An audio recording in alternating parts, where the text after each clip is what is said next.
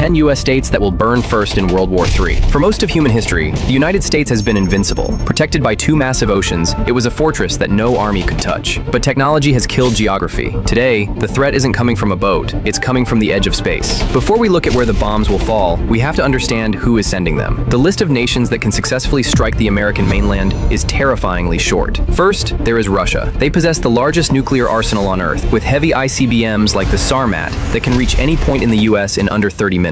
Second is China. For decades, they had a small force, but they are rapidly building hundreds of new missile silos in their desert. They can now hit the East Coast, the West Coast, and everything in between. And then, the wild card, North Korea. Their Hwasong 15 and 17 missiles have theoretically demonstrated the range to hit Washington, D.C., though their accuracy is still debated. So, if the leaders in Moscow, Beijing, or Pyongyang decide to push the button, they aren't going to fire randomly at Times Square or Disney World. That is a Hollywood myth. Real war is about math. It's about crippling the enemy's ability to fight back. If Russia or China attacks, they will prioritize counterforce targets. They will try to destroy America's nukes before America can launch them. And unfortunately for the people living there, America keeps its biggest guns in 10 specific states. These are the 10 states that will be sacrificed to save the rest of the country. At number 10, it is New Mexico. This state is the spiritual home of the apocalypse. It was here, in the white sands of the desert, that the first atomic bomb was tested in 1945. But New Mexico isn't on this list because of history. It's on this list because of maintenance. Nuclear weapons are not like bullets. You can't just put them in a box and leave them for 50 years. They decay. The radioactive cores degrade. The electronics rot. New Mexico is home to Los Alamos and Sandia National Laboratories. These aren't just science fairs. These are the mechanics' garages for the end of the world. This is where America designs its new warheads and, more importantly, keeps the old ones working.